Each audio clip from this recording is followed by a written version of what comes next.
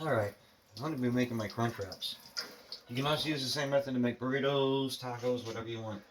First, really that's, what was that, 3 pounds of ground beef? Yeah. First, you're going to start with 3 pounds of ground beef, a little bit of water in a pot about that big. Or skillet, pan, whatever you want to use. I'm just using this because I'm trying to use just one container. I do it on almost high. I don't know the temperature setting, but I'm, whatever, just almost high. And while that's going, I'm going to get your tomatoes prepared. Make sure they're nice and fresh. Always rinsed off.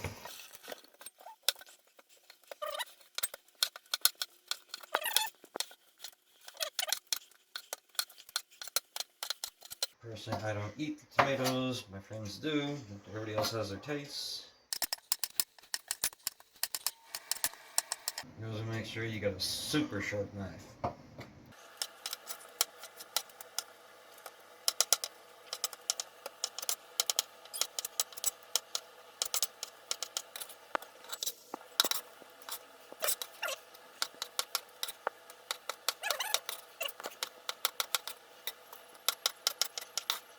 When that's doing that, you want to take a little tiny bit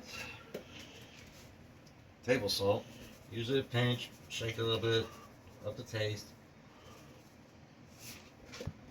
That way it mixes together, brings up the natural sweetness.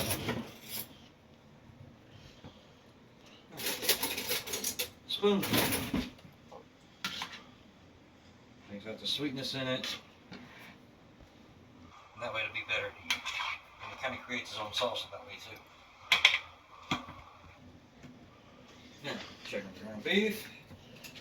Over here, we're bringing it up to boil.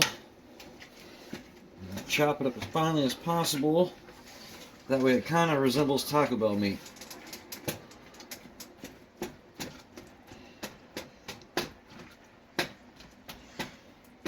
You use a spatula, giant spoon, whatever. As long as you mash it down, cut it up. You can even use a potato masher. Works perfectly fine.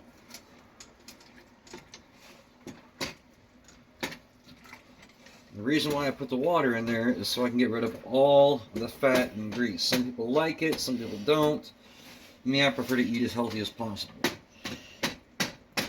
Considering it's red meat, and a lot of people can't handle red meat because of the fat and everything else in their diet, this is a lot healthier way of doing it. Besides, you're going to get plenty of fat from the cheese and everything else later on.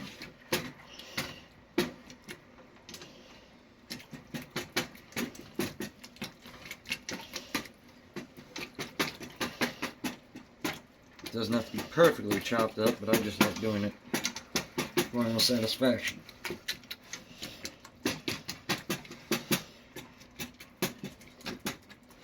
Alright, let that cook for a while. We're doing that. Always make sure to have one of these so it's less mess. Much more sanitary too.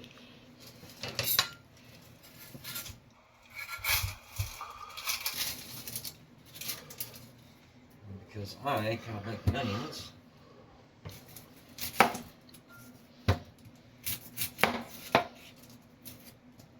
Always peeling like this. You can do it however you choose to. If it wants to work. Doesn't always. First layer, peel that. Come back around. Back into the knife so you don't cut yourself. Peel the rest off. You can use the skin and other things as making a broth or something like that. And that one first layer of actual flesh, you can use that, but I don't like to. Everybody else has their own methods of cutting up onions. It's fairly simple.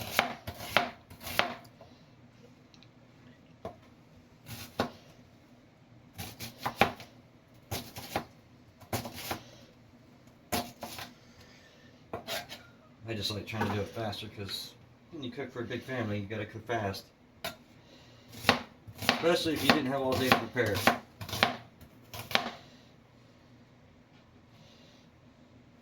I like that as a snack.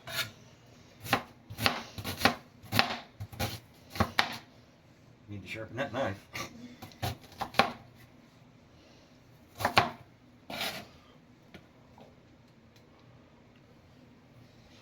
Good thing about doing the whole onion is, whenever you're done, take it and chop it up even finer for some hot dogs or something later on.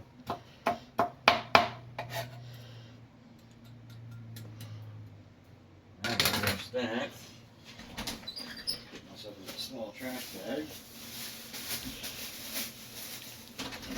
If you're anything like me, you go to Walmart quite a bit, and there's a nice little trick. If you're doing everything one-handed, anything over to the edge, wipe it off. Goes right in. Less mess.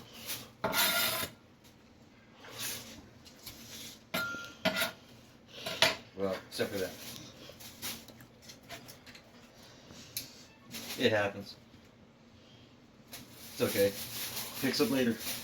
And as anybody will tell you, if you ever have to pick up a mess or anything like that right in the middle of cooking, always wash your hands.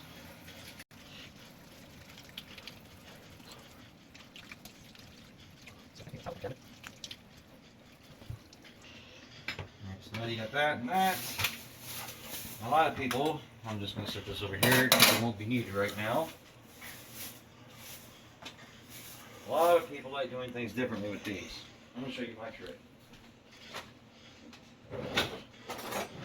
Why worry about chopping them up? And once you figure out which ones are the good ones and everything, you just cut them with scissors. Same difference.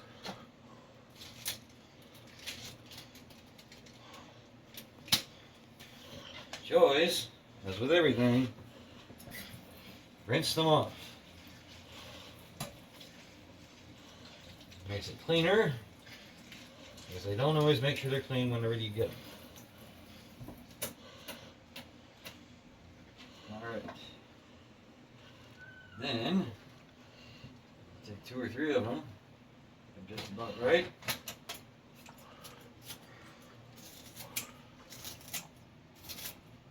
Just start chopping away. Same difference with a knife.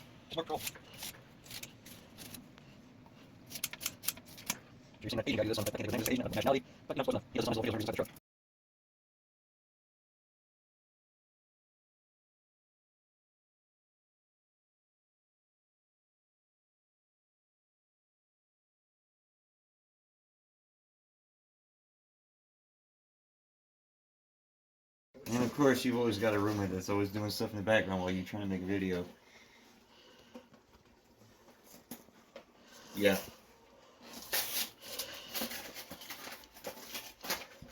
The truth be told, Mark, if you would start throwing it away once it's empty, you know it's empty. Thought there was still one in there.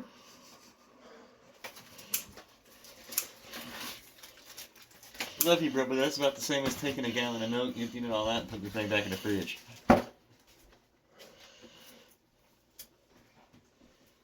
I've only done that whenever I was drunk. Which I don't do anymore. Not in 2 years. Alright, that's done. Go back to chopping this up, turn it down a little bit from being that, since it's mostly cooked right now. We want it to mostly simmer, so about halfway between medium, low, and medium. So the steam goes away so you're not burning your eyes while you're trying to look at it. Or the camera. There you go, get a good view of that. Not perfectly chopped up, but for what we're doing, it's alright.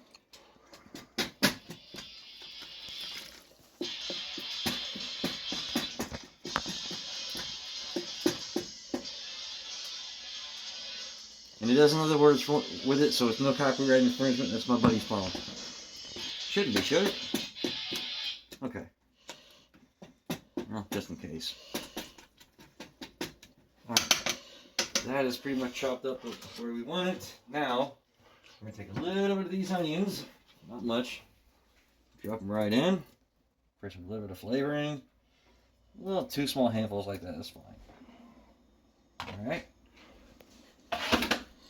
And then, If you want, you can also take some of these tomatoes and put them in there too for a little bit of color. Sure, somebody's going to end up putting them on their stuff anyways, but why not give it a little extra taste? Mixes well with it too. I think that's enough. And for me, normally the people I cook for, they can handle chives and everything, so what I do is I give me a handful like this, sprinkle them around. You know what? Why not? One more. There's plenty extra to go around. Here, stir it around a little bit. Now this is the point in time where I'm not going to add the actual seasoning in yet. I'm going to add the additives. I'm going to get a little bit of chili powder. Not much, because I know my friend Colton can't handle too much spice right now.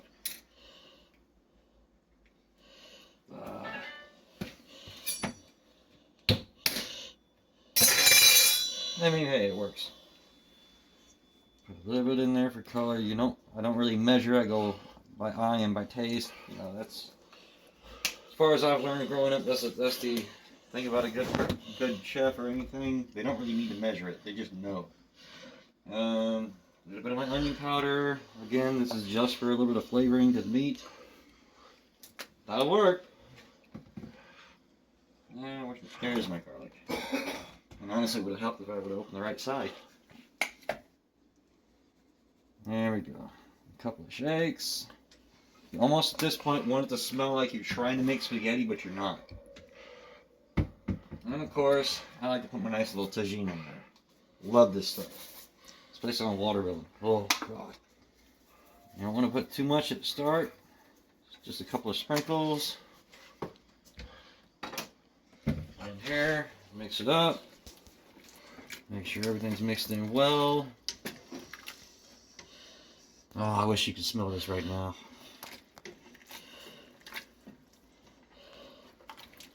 And honestly, you can actually start a good chili this way too. Chili, spaghetti, anything. This is just my way of doing things. The meat is looking, I'd say pretty well cooked. Now, we'll let it steep for a second. Let it steep. While we're doing that, and yes, this is me cheating, but I don't have the time to make the rice, so I'm getting this stuff, flavoring it my own way. And of course, who's got the time to make refried beans for a family anyways? I do, but I don't want to be up all night doing it.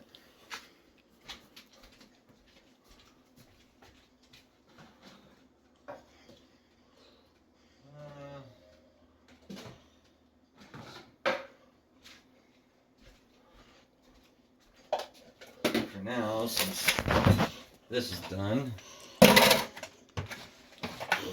now we'll set this over here, run some water over it, let it kind of rinse off a little bit. You have to, since your hands are clean, the board's pretty well clean except for, you know, your vegetables, whatever, run your hand across it. No sense in just letting it sit and collect any crusty stuff or anything like that. It makes it easier in the long run. Always rinse your dishes off. There's some people out there, they let their pets clean it off. The dogs can't have onions, they can't have garlic, chocolate, etc. And they can't eat grapes either. I didn't know that at first. Alright, so now I've got room. And I'm going to go down. That one's got a stain in it.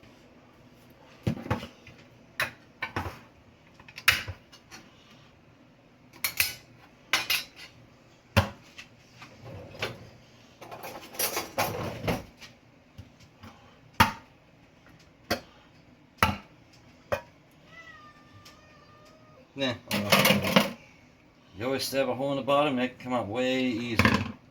Why struggle? Yes, we all know what that looks like. There we go. Oh, buddy. And if anybody's like me, picture the cat. You got a cat like that going around begging you for food, even when you just fed him. Love you, buddy. You kiss? Love you.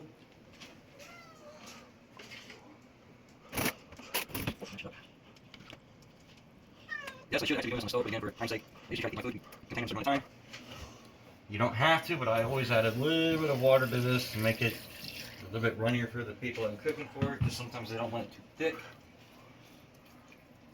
Unlike me, I don't mind it a little bit thick.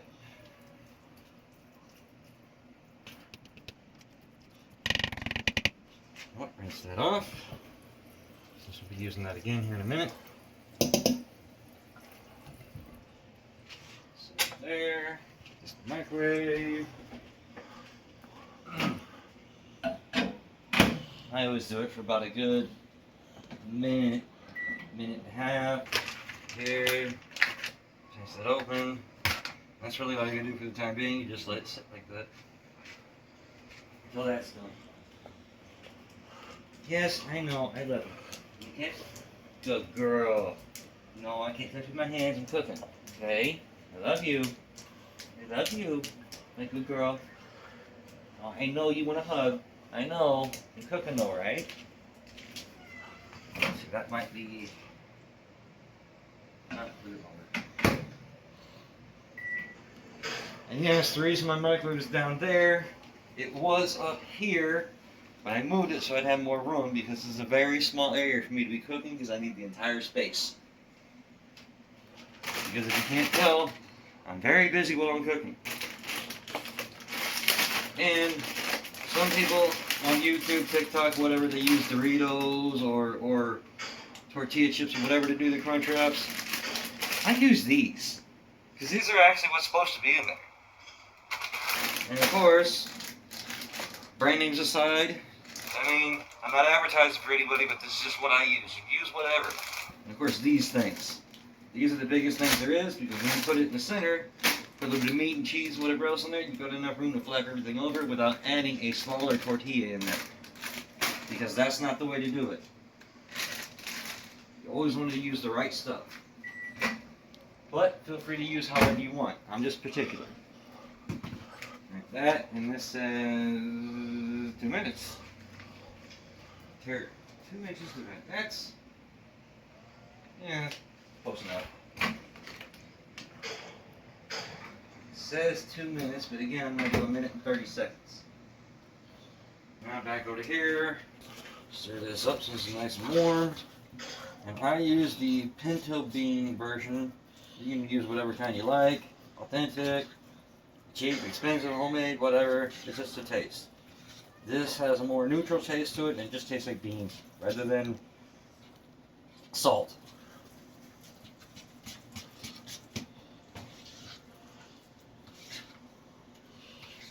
If you don't really like beans, you can use other things too. You can actually use mashed potatoes and flavor it up just right. It's good. Alright, now, so I'm going to be using this over here in a minute. I'll put that there. And this. That is perfect. So now we're going to turn the heat off. Strainer.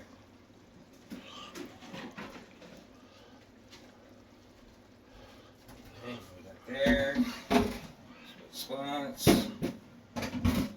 And it's really not going to matter since I'm doing dishes anyways. Alright, I know what a lot of people are saying. You don't want to drain the grease down it and everything like that. It's going to clog your drain. Turn your water on the hottest setting possible. Wait for it to get hot. Then drain it. It will go all the way down. In my entire life, I've never had a problem using this method. Especially because you're using boiling hot water. And speaking of heat, always make sure, unlike my stupid ass whenever I was growing up, I didn't realize, hey, things get hot. Use handles.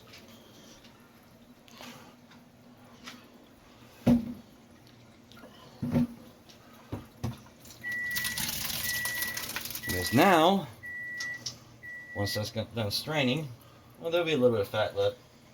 It'll be alright. There for a second.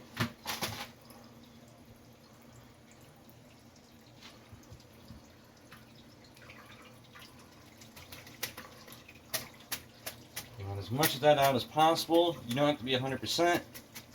That'd be alright. Frame up. Back over here.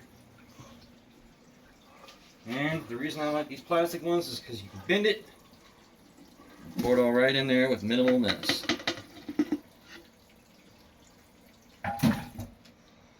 Alright, back over here.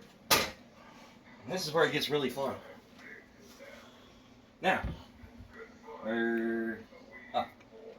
taco seasoning. Yes, I can do it homemade, but like I said, I'm trying to be speedy, so I usually use 2 of these for that amount, for 3 pounds. If you're using 5 pounds, 6 pounds, whatever, every 2.5 pounds, I use 1 of these. Well, honestly, I think it was 5 pounds.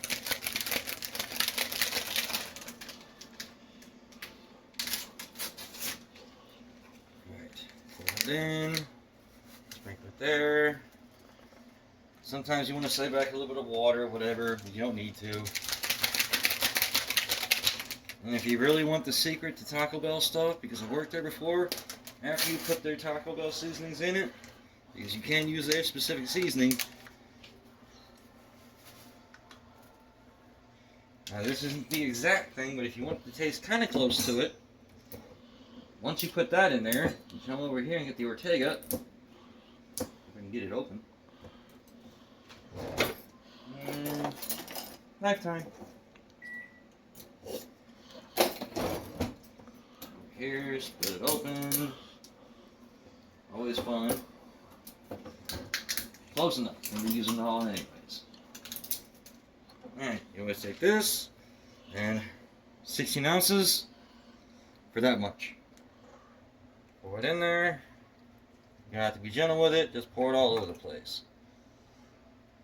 And if you're always like me, you want this stuff to stretch a little bit and use every bit if you can. Over here, put a little bit in there, doesn't have to be much. Shake it up. You always want to shake a little bit of water in there, put it back in, so you're not wasting anything. Now, come back over here, this, mix it all up. And at this point I would have probably used the mixing spoon, but it's alright.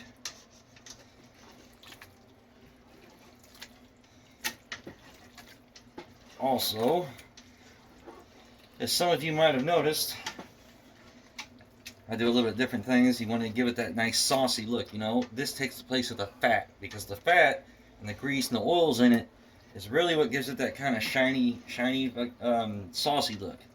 I've just replaced it. Does kind of look like Sloppy Joe's, but it's alright. Now we want to come in here and turn it back up to high.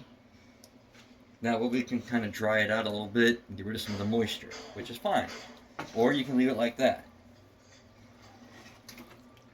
But if you really want the taste to be just like or almost like the old school Taco Bell, if y'all remember, it did have kind of a corn aftertaste. My buddy behind the camera can agree with me.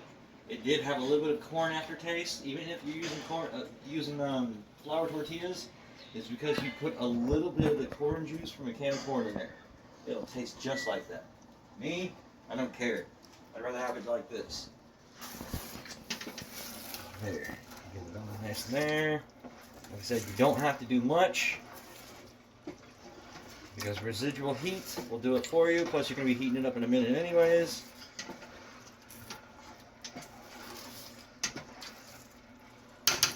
Alright. That's actually done. That over there. Switch these spots. And because I'm an expert at it, one hand. Now, again, we're using this.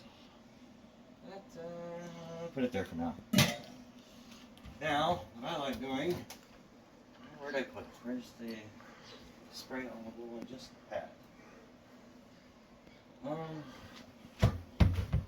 Right there. Now, what I like doing, going in here, spraying a little bit of olive oil on the bottom of it so nothing burns. Normally I'd use a bigger pan, but for right now, this is really all I got. Now, here, get a plate, or 2, doesn't really matter. 2 works better, so you can make it on the bottom, put it like this, flip it over, take it like this, bam, put it right in the pan. So, there you go. here, the giant wraps. If I can get it open. Alright. Here. There. Trust me, everything is clean. I went through and I cleaned my entire kitchen before I went and cooked. The rice. That smells good. Wanna go? Here, I'm gonna give the guy behind the camera a sniff. Yeah.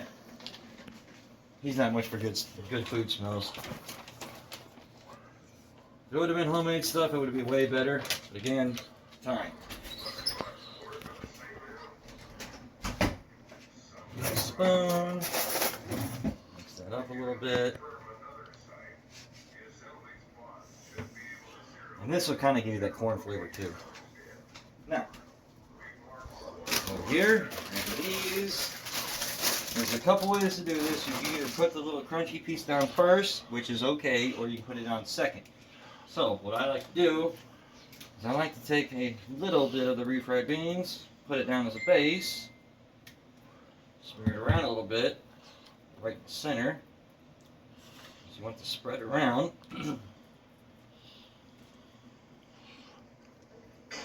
Again, doesn't have to be perfect. Any veggies you want?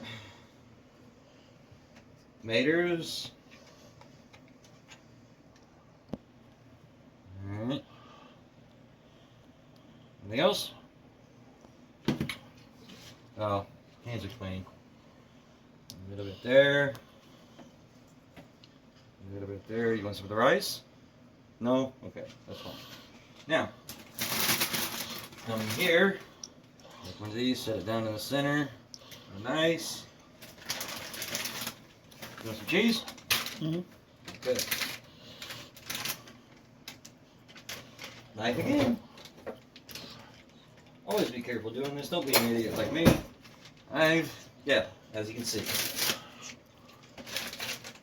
Not cooking related at all, but you know, you get the point. Alright, I'm gonna get a nice little ring of cheese in there. A bit more. Okay. Now, come over here. This back over here, and I'm going to get a scoop for that instead. It's good. Watch out, cat. You're going to have to switch the sides with me. Right, come in here and get your nice little scoop. I don't have one of them scoopers like Taco Bell does, but you want to come up to the sides, strain some of that juice out. Put that right in the center. Spread it around a little bit. And you know what? A little bit more. Don't want to put too much in there, otherwise you'll never close the thing. Okay. Then come over here. Put just a little bit more cheese in there.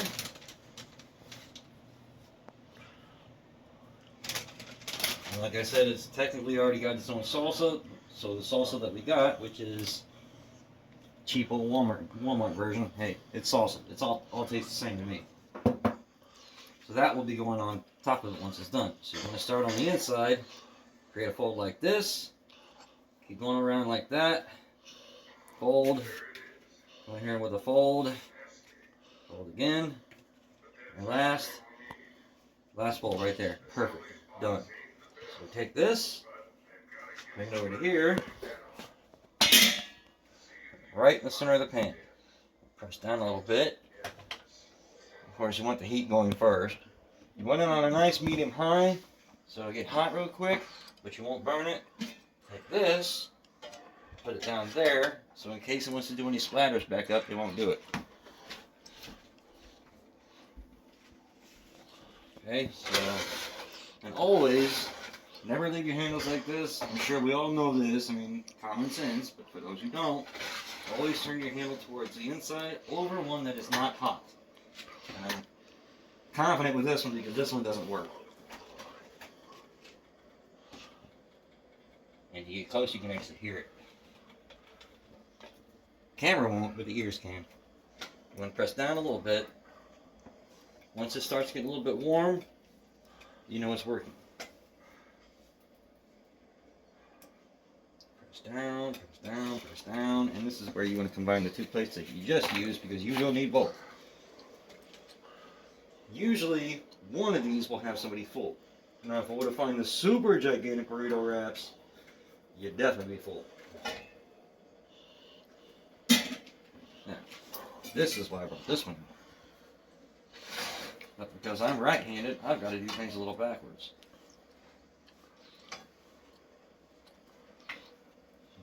Press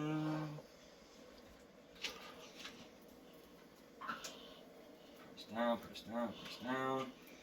And a somewhat method, that's also how you make a grilled stuffed burrito too. You fold it up a certain way, and then put it in a flat grill or something. It'll grill the top, it'll grill the bottom.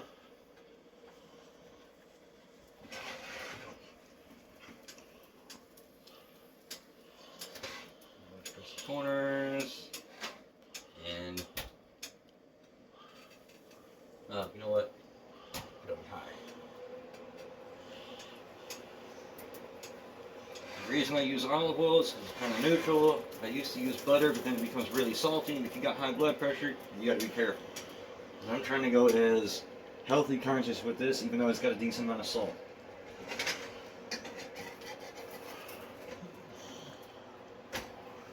And there you have it. One side like this. Here, hold on. If you hear it, it's got that nice little crust. It doesn't have to be too hard, but it sealed itself in there, so it's good. And I always do both sides because it heats up everything evenly. And that is how you make one of these. We're good to go. Okay, now my buddy over here, hold on. Less mess. He's taking a bite of the side. I'm short, so I gotta go up like this. He's taking a bite of the side without the salsa and a bite of the side with the salsa, so we can all know what he thinks of each side. There you go. Make a nice bite. Is he good? Now I won't assume to say mine's better than Taco Bell, but it compares. Can you still taste the crunch in the center? Yeah. All right, now look at that inside. Look at that. Who wouldn't want to bite into that? And no, it doesn't have lettuce in there because I kind of forgot, but that's okay. That looks good.